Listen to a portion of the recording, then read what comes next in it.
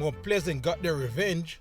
Harbour and Molynes frustrated each other, and it was Phoenix rising in the latest Clarendon derby.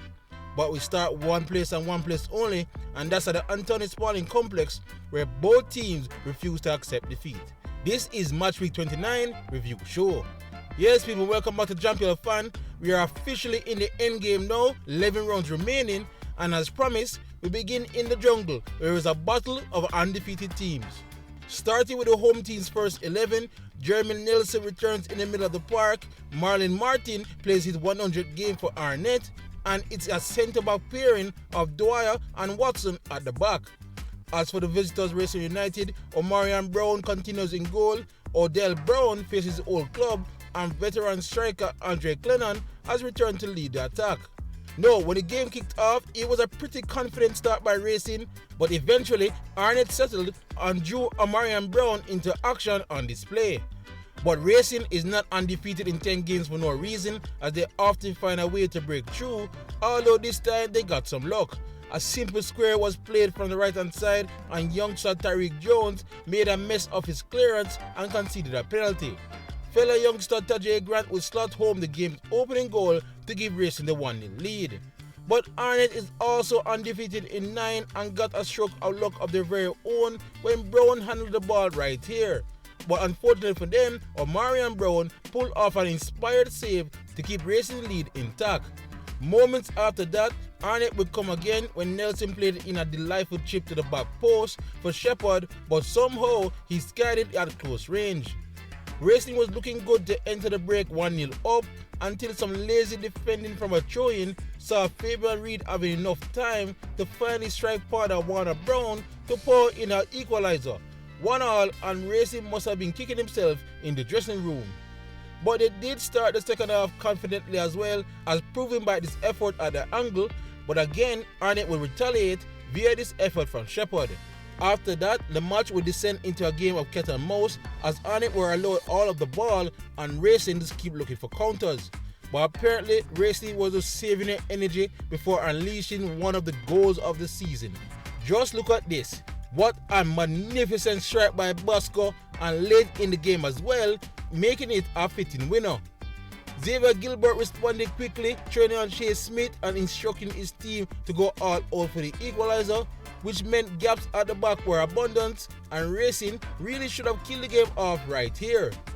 And they would be made to pay, of course. A route one ball was floated into the box, Markovich Brown with the error, and Smith with the poacher's header to turn the stadium upside down in celebration.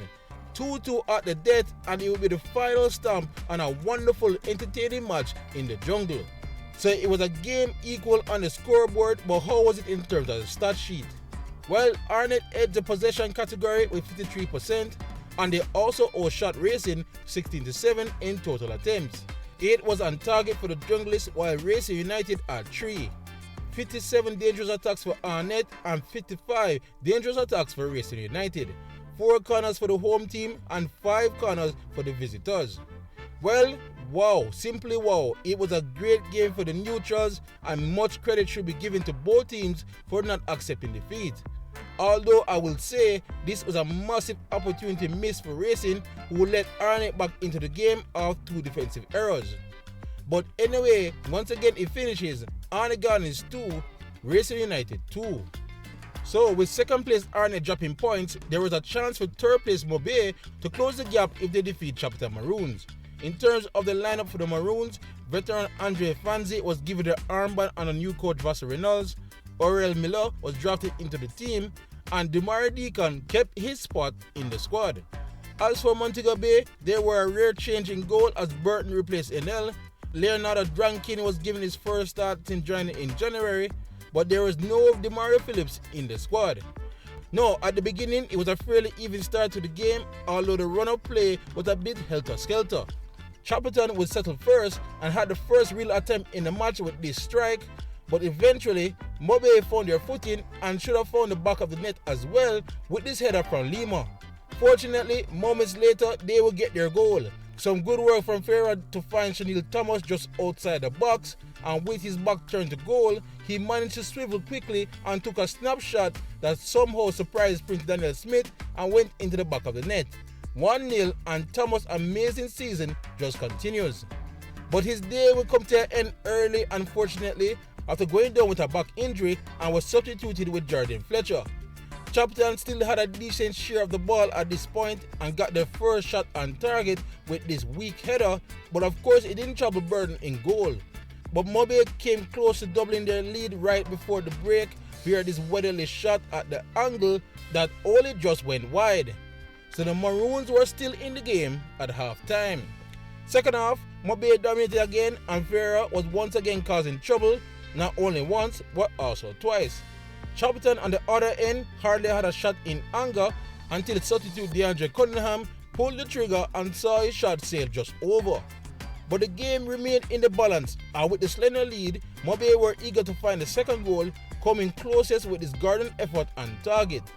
But no team would find another goal, and the final whistle would blow with Moby taking all 3 points to go home. So a close game in the end, but do the stats reflect that? Well, they were close in possession, with the Maroons having 48% and Moby having 52%. But Moby blew them away in total shots 11-5, and the Maroons only had 2 shots on target, while Moby also had 2 shots on target. 48 dangerous attacks for Chapelton and 55 dangerous attacks for Montego Bay. 2 corners to the home team and 4 corners to the visitors. Okay, let's start with Montego Bay first. This is Coach Teagar's 3rd clean sheet out of 4 games since he took over, so the defense is still clicking. But I still think they need more goals in the team before playoff time. Hopefully, Brian Brown makes a return soon. As for the Maroons, again, not the worst performance this season, but they are looking a bit toothless in attack lately and they need to fix this quickly to assure survival. But for now, they lost this one by a scoreline of 1-0 to Montego Bay United. Harbour also lost narrowly to Moby recently and was hoping to get back to winning ways when they hosted Molynes United at the compound. In terms of the lineup for the home team, well, it's the same squad that lost to Montego Bay last time out, with one exception as Aquaso Chung was replaced by Rowan Brown. As for Molynes United, Michael Graham and Dumar McLaughlin were back in the squad, Dennis C's bench, and once again Marlon Pennycook with partner McGregor up top. No, when the game kicked off, it was clear that Molynes had a clear game plan to allow Harbour to keep possession and look for their moments to counter. This pattern would go on for some time in the first half, with both teams having very degree of success with their play. But as time goes on, you felt Harbour were getting closer and closer to an opening goal and even had a decent penalty shot when Quayne Thompson managed to hit his own hand from a headed clearance. But the referee deemed it was in a natural position, so no penalty. That would be the last major action in the first half. Second half, didn't see much change in the pattern, with the only difference being Molynes were doing a much better job limiting Harbour's shots, but the game was heading into a dull direction until both teams made some changes and the game began to open up. I am still surprised that Colorado Murray missed his chance in the box before Peter McGregor decided to one-up him with this horrible miss. Harbour would have one more big chance at the death with this free header, but well, the less said about that effort, the better. Thankfully, the final whistle would come after that and this stalemate was brought to an end with no goals. So no goals in this one, but hopefully the stats paint a better picture. Well, Harbour held more possession with 52%, but both teams were even in total shots attempted and shots on target. 6 corners were there for the home team and 4 corners to the visitors. 1 yellow card to the home team and 4 to Molynes. No red cards were in this match. Okay, let's begin with the Stars of the East. It was a decent attempt to give their home fans goals and 3 points, but it was not meant to be. Teams are now coming to the compound, setting up not to lose, which is a testament to this team's turnaround in 2025. As for Molynes, they avoided defeat to a team below them in the table for the second week running, but maybe they should have been a little more ambitious to get a win and give themselves more breathing room. But anyway, for now, it ended once again, Harbour 0, Molynes United 0. So, with all their relegation rivals dropping points this weekend, the latest Clarendon derby just got an extra spicy as Humber Lion made a short trip to Vere United. In terms of the starting lineup for Vere, well, Lenny Hyde kept faith in the last squad that lost to Molynes last week, making only one change as Michael Forbes made a return. As for Lion, Livingston Walker is back in the team, which also means that Lincoln Thomas misses out, and Afiba Chambers kept his spot after scoring last time out. No, when the game started, it was a fairly high tempo by both teams, but Vere were the dominant ones on the ball. And they would waste no time making use of it when in the 9th minute a decent square came in from the left hand side towards the back post. Lion failed to clear it, and Shamron Phillips in the right place at the right time to power a shot to the back of the net and give Vere the 1-0 lead. It was yet another good start by Vere Phoenix United. Vere's onslaught kept coming as they held the ball well and looked dangerous almost every time they attacked, while Lion were struggling and have very few moments to have a shot in anger, but they also did manage to hit the crossbar from one of their many set pieces. But the scoreline would remain the same at the halftime break. It was a fairly even start to the second half as well, with Vere only shading the possession, but Lion would find himself even further behind in the 59th minute. A left-footed in-swinger from the corner evaded everyone in the box except Kevon Atkinson, who poached and knocked it into the back of the net to give Vere the 2-0 lead.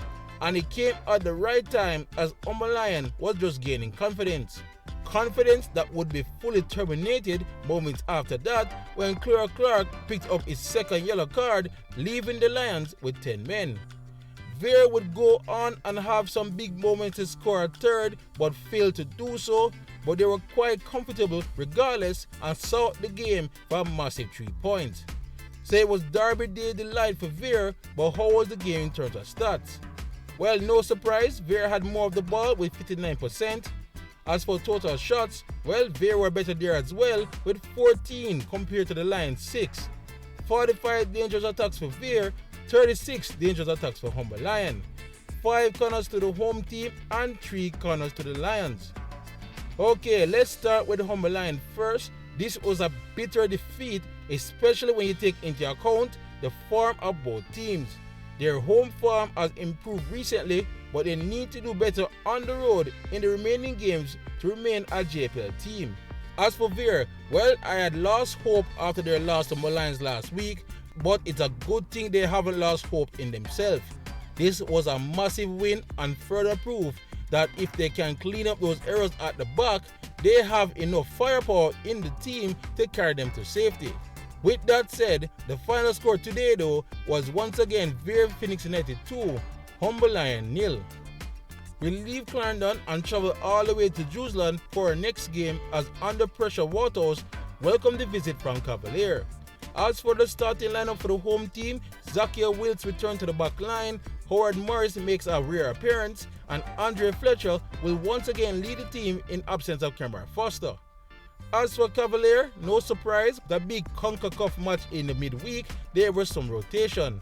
Justin Dunn, Chad Milan, O'Neal Bryan, and Shad James were all drafted into the squad.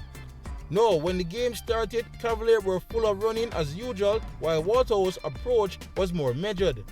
It would become a half low on quality chances at either end of the pitch as Waterhouse young back line held up well, while Cavalier did a decent job limiting Javane Bryant's chances at goal. Until mere moments before the halftime whistle when a ball was floated into the box and Aubrey did brilliantly to find Atkinson with a back heel at the penalty spot, but he blasted his shot over the bar and away to safety. A massive let-off for Waterhouse. One they took full advantage straight out of halftime as this sweeping team moved up the left-hand side, saw Leacock running down at the disorganized Cavalier back line before finding his number 9, whose good skill and composure did the rest. 1-0 and a massive lead to the home side, who have been finding home results hard to come by lately. At this point, Cavaliers' fatal 4 entered the game and they started to up the tempo, but Waterhouse back line remained resolute.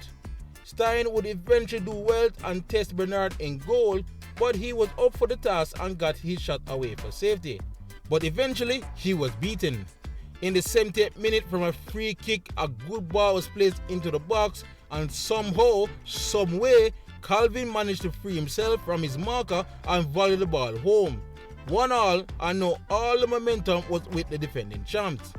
From here, the game will become stretched as both teams believed they could find a winner, while Cavalier also believed they were robbed of a penalty right here after this challenge on Calvin in the box.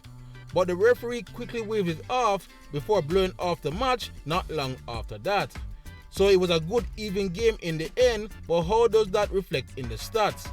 Well, it was not even in terms of possession, as the home team only had 44%, while Cavalier had 56%. Waterhouse had 3 total shots in the game, which I believe is doing a disservice to them, while Cavalier had 4. 2 were on target for both teams, which of course produced a goal for each. Firehouse Nation had 80 dangerous attacks, while Cavalier had 96. 2 corners to the home team and 4 corners to the visitors. Alright, let's begin with Cavalier. Sure, a win would have been better, but with Miami only being a few short days away, a point on the road to a fellow top 6 rival ain't the worst thing in life. But the injury of Adrian Reed and a red card to Richard Kidd have soured the taste, of course. As for Waterhouse, well, coach Marcel Gale said it best in his post-match interview that Waterhouse looked their best for the first time in weeks. Just a darn shame it wasn't enough for 3 points, but it is definitely something to build upon. But for now, again, it finishes Waterhouse 1, Cavalier 1. So that draw means Portmore United has a chance to gain some ground and increase the gap in the top 6 when they take on Tivoli Gardens. In terms of starting lineup for the home team, in an interesting move, Shandy James was given a nod over Guthrie. Jeremy Lynch would be hoping to provide some goals, and there were no Tarek Zimenez in the squad. As for Tivoli Gardens, main marksman Anthony Nelson returns to the team, so too Lennox Russell, and Nathan Thomas was dropped back to the bench. So it was an okay start by both teams, but Oldfield would produce the game's first strike and goal. Tivoli confidence was now growing when they would come again, this time down the left, via Russell, who drew a good save out of Benjamin Williams, who had to get up and do it all over again, and Nelson's follow-up attempt. It took some time, but Portmore front 4 would finally start to connect and was now producing some looks at goal, while Tivoli for their part was still probing and had a shout for a penalty right here, but referee Odette Hamilton, I felt, got it right. But Portmore would themselves have a good chance to find the opener, a good ball play to the back post, but Stephen Young couldn't get his stretch effort on frame. They would both enter the halftime break leveled, but Portmore would eventually find the opener early in the second half. Jeremy Lynch had the ball here on the left-hand side with some work to do, but he was allowed to come closer to goal before he unleashed a curling effort that went straight in. A good goal, but I am sure many will question the goalkeeping on display. Portmore should have been 2 up moments after that. They raced away on the counter before finding Guthrie all alone in the box, but he whiffed on his first shot before finally scoring on his second attempt. But apparently he hands the ball first before scoring from that second shot. A big let off there for Tivoli Gardens. One they will take full advantage of. Just look at this wonder free kick from Fuller. Magnificent stuff from a player that has grown so much this season. But Portmore still had the better of the play after this and almost found the winner right here, where this deflected cross had to be tipped over. And then in the final minutes of the game, Javier Brown had a big opportunity to be the hero, but his shot missed and went wide. But in the end, the points will be shared at the final whistle. So yet another draw by Portmore, but how was the game in terms of stats? Well, they dominate possession, they have 53% compared to Tivoli's 47%.